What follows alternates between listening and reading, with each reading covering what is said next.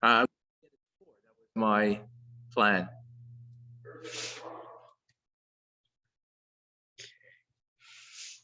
Okay.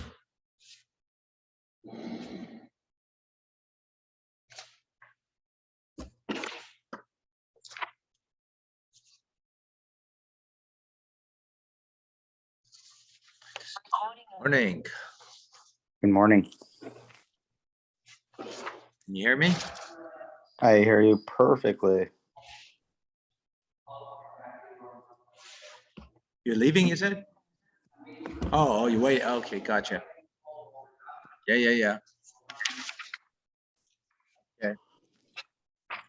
Take a look at that for a second. I just want to put something up so I could put it up, share it. I forgot. Okay, give me a moment.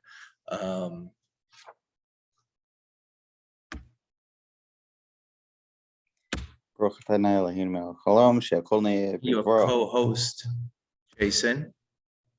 You hear me? You're a co-host. Just in case what's his name comes in, you'll let him in. Bill. Okay? Bill, okay. Perfect. You hear me, yes? I can hear you perfectly. I don't hear you. Oh. Some odd reason. Yeah. Okay. Give me a second. Okay.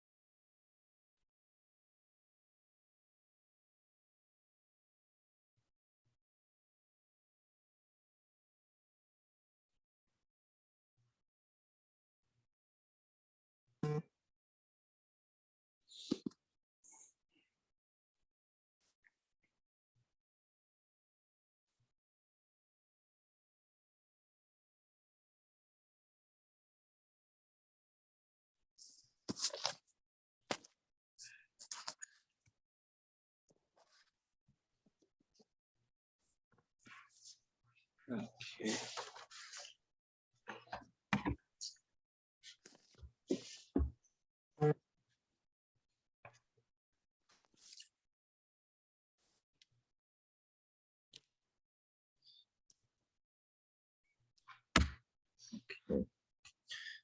A moment here.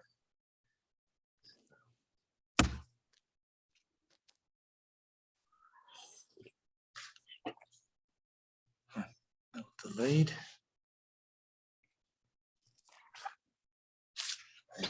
Computer is.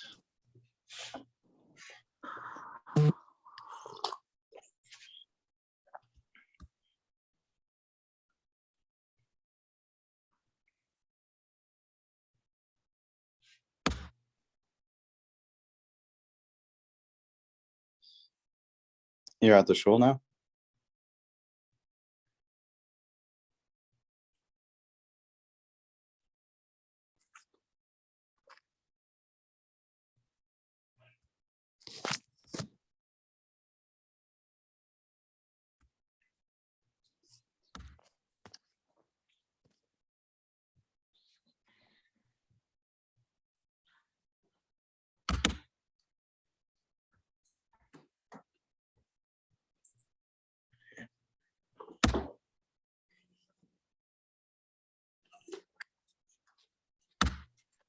All right. There we go.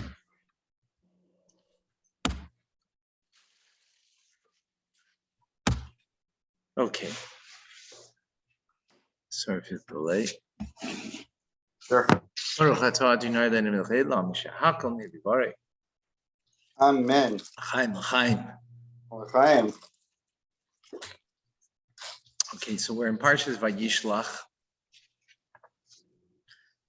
and if you want to look in the Chumash, we have in front of us the verses that we're dealing with, but in the Chumash itself, if you want to look, sometimes it's nice to have a book in front of you.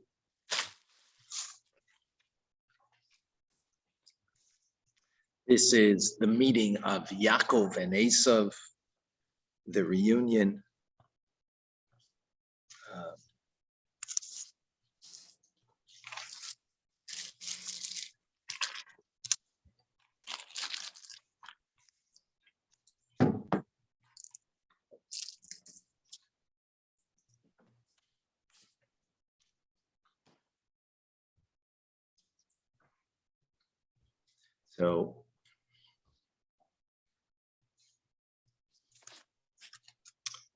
So verse number 6, as we see, this is at the end of the Parsha.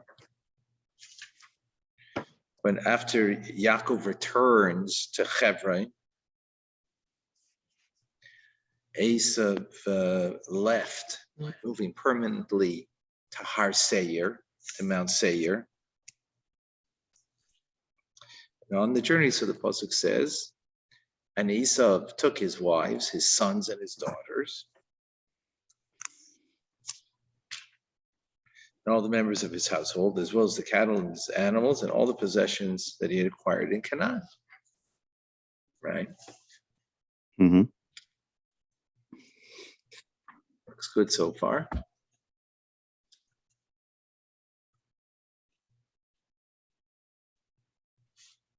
And then it says, and he went to another land because of his brother Yaakov.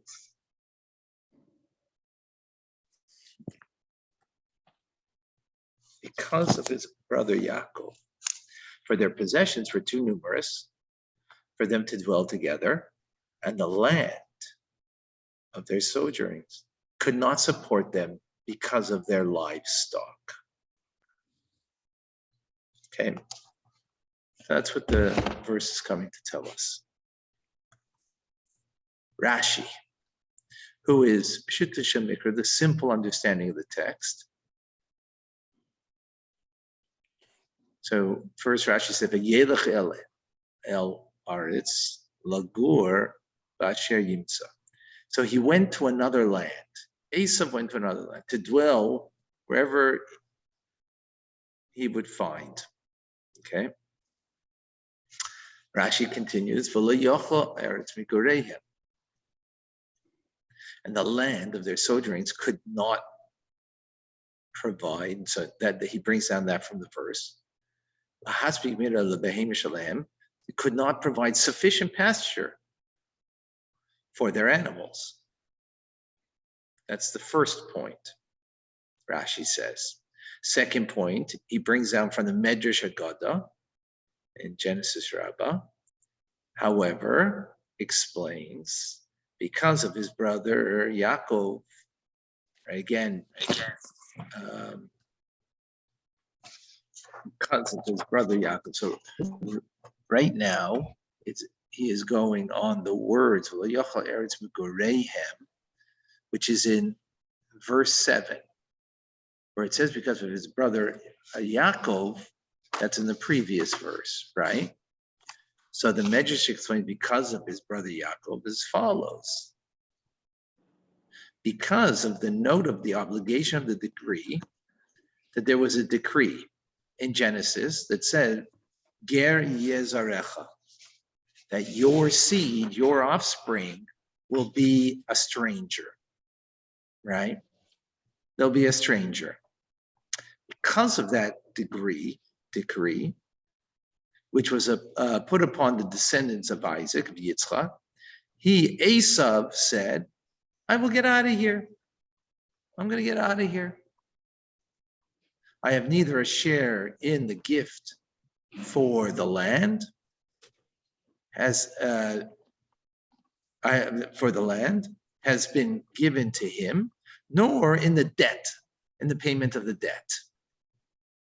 So in other words, since in this land, the descendants will be a stranger, so I don't want the gift of the land of Canaan, right, Israel, and I don't want the debt that comes with it, that I'm going to be a stranger. Ger Yezarecha, the stranger your people will be. Okay, that's what Esav says. And now Rashi says a third reason he left is also on account of the shame that he felt that he sold his birthright, as it says in the Medrash also. Is that clear? Yeah, Jason? Yeah. Clear? Yeah. Yes. Yeah. You have to give a thumbs up because I don't hear you. Oh, okay. So we have some questions over here that we need to understand. The verse tells us very clearly the reason why Esav left. What does it say? That there wasn't enough pasture to support the two of them, right? So what is Rashi's issue here that he needs to come and explain? What's the problem over here? It's pretty simple. The verse says. So what is he adding here with a medrash when the verse is telling us clearly there wasn't enough livelihood for the two of them? That's very strange. huh? Very strange here. The Torah enumerates all his belongings, like from his wife and sons who were dedicated to animals. The what? The Torah is elaborating on that, how much he had. Right, but what Rashi, remember, is coming to explain the simple meaning of the text. Well, the text seems to be pretty simple, pretty explicit. It's not, there's no inference over here. It's pretty explicit that there isn't sufficient. There isn't sufficient for the two of them. So, that's why he's parting, right? And furthermore, the Medrash seems to be contrary, is giving a different reason that goes against what the verse says. The verse says there isn't enough pasture to support them. So then, okay, that's what the verse is saying. Why are you coming and saying because of that your seed will be a stranger? What does that got to do with anything? Okay, is that clear? Mm-hmm. So the answer is clear as the pasuk, as the verse says. There's not enough grazed land. That is the issue here. However, a question comes up. Why is it that Yaakov is staying and Esav is leaving? Right? That we don't have an understanding. The verse is not explaining that. Well, I mean, we see that Esav is leaving, but why is he the one leaving? Right? So the answer to that is because the issue was about pasture land. Yaakov, he was a man of had great wealth of cattle, of sheep, and he needed the pasture. Esav, on the other hand, he was an east side, a man of hunting. He was not stuck to the land, right? So it makes sense that who's going to stay on the land, because who needs the land specifically is going to be Yaakov. Yeah. But yet that itself is not enough of an explanation. Why? Because after they shared the livestock, Esav become the shepherd himself. No, Yaakov. Well, Esav is not essentially a shepherd. Yaakov is a shepherd, right? So if someone needs the land, it's going to be Yaakov. But they shared the livestock.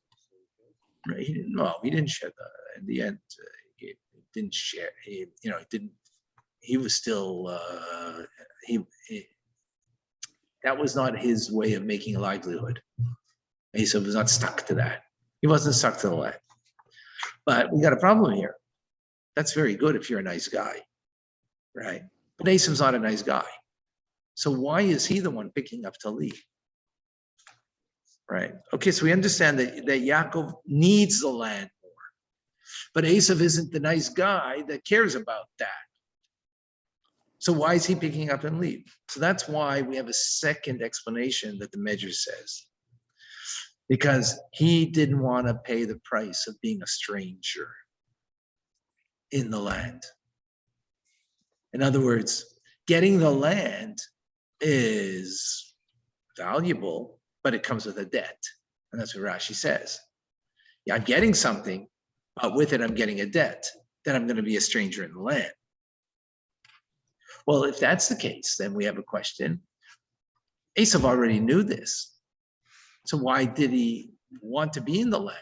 This was already something that was known amongst the family, that we're going to get the land and we will become Ger Yezarecha. That was said to Yitzchak. So that's already something that we know, or it's even a problem. We know this fact. So he knew this previously.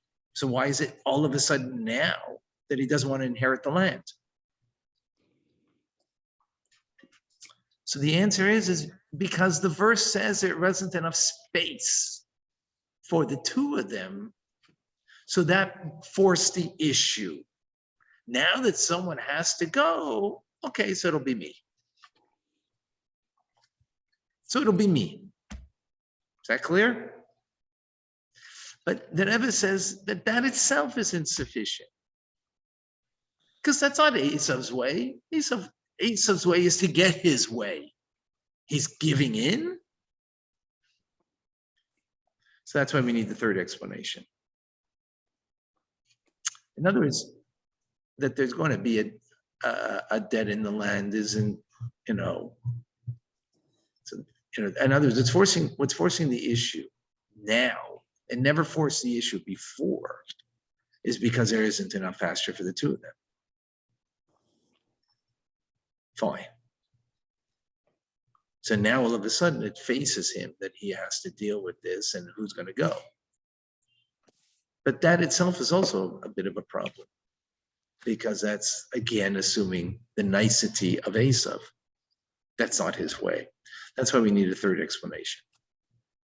That he was embarrassed that he sold the rights of the firstborn to Yaakov. He didn't have to face it till now because Yaakov was not in the land. But now that he's in the land, there isn't enough land for the two of them. And he has to face the fact that he sold his first right, the first right of the firstborn. Now that he has to face that is an embarrassment for him. So the embarrassment is only being forced because of the issue that there isn't enough land for the two of them. So the Medrash isn't coming to explain a different reason than the verse. The whole issue of why he's leaving is because there isn't enough land. But that forces then the issue of why him, and the Medrash is explaining why him. That he is the one who's going to go. Now, so we're saying that he's leaving. So you want to add something? Yeah, so the previous explanation was said that it's not sufficient because he is not such a person who's given up. Right. But now the third explanation that he went out of shame. But there's also possible that such person is not prone to giving up. He is also not feeling any shame. I also agree. Well, that's why you have two answers. Two explanations. Yes. He doesn't want to have the debt, and there is a sense of shame. In other words, one isn't strong enough, perhaps. As the sense of shame would not be strong enough. Maybe the shame isn't so strong. So therefore, you have the second reason of why he's the one leaving. It's because he doesn't want to. He doesn't want to have the debt of the land of being a stranger. A stranger. Okay, but if he lacks for both. So Rashi, according to Rashi, is not lacking. This is Rashi's explanation we're giving, right? This is what Rashi's explaining. So the Rebbe is explaining what. How do you understand Rashi here? It's about understanding Rashi. This is the way Rashi's understanding, right? But then you can ask a question, actually. Where is he going? He's going to Har Seir. Well, isn't he going to be a stranger there? It's not his place, right? It's not his place. So, Ger Yezarecha, if the Jewish people are going to be a stranger, doesn't mean that we're going to be in an uncomfortable position. We're not going to be in our place. What it means is we're going to be subservient to others. That's what it means. That's what he didn't want. He's a man who doesn't want to become subservient to anybody, right? He doesn't want his descendants to be subservient. He wants to be in control of his own destiny. So even going to Har Seir, to Mount Seir, right? Even though it's a new place for him, but yet he will be in control of his own destiny. That he wanted to have. And therefore, being in the land of Canaan, you're not going to have that control over your destiny because Hashem says you're going to be a stranger, meaning you're going to be subservient to others. That he doesn't want. So therefore, he's going to leave. So the Rebbe says there's an important lesson that we learn from here, that a Jew is a stranger in the land. Where are we a stranger? To Golus. We should never get comfortable in exile. We should always seek to get out of exile, not to be comfortable, to know that this is not our place. Our place is with Mashiach now. The Rebbe leading us out of Golus. That's our place. Yes, now. So that's the process. So again, let's recap over here. Rashi is, when he brings the two other explanations, is not coming to negate what the verse is saying. Esav was presented with a problem of there isn't sufficient pasture. There isn't sufficient space for the two of them. So now, why is he going to leave? Hey, why should he feel that he needs to leave? Is because the Medrash says he didn't want to have the debt of being Yager Zarecha, that you're going to, to have the merit or the privilege of having the land comes with a debt. That you're going to be, your descendants will be strangers in the land.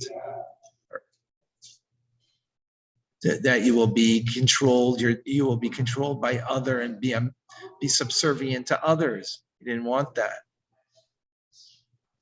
And on top of that, he was feeling a little comfortable in the face of Yaakov, being embarrassed now because the fact that his brother wasn't there for over 20 years. So he didn't have the embarrassment, but now he has the embarrassment. And even to be a stranger in the land, that's something he knew previously. But it was never something he needed to deal with. Why didn't he need to deal with it? Why didn't he need to deal with it? Because Yaakov wasn't there. There was no issue about having sufficient space for the two of them. The fact that there isn't sufficient space, which is the issue that brings everything to the fore, is what the verse says. And Rashi's just adding, why is it Asa feeling the pressure that he's got to lead? Why didn't Yaakov lead? That's why he gives those two answers. Chaim. Got it? All right. Got it. Have a wonderful day. You could hear me? Sei gesund. Sei gesund. Bye-bye. You well.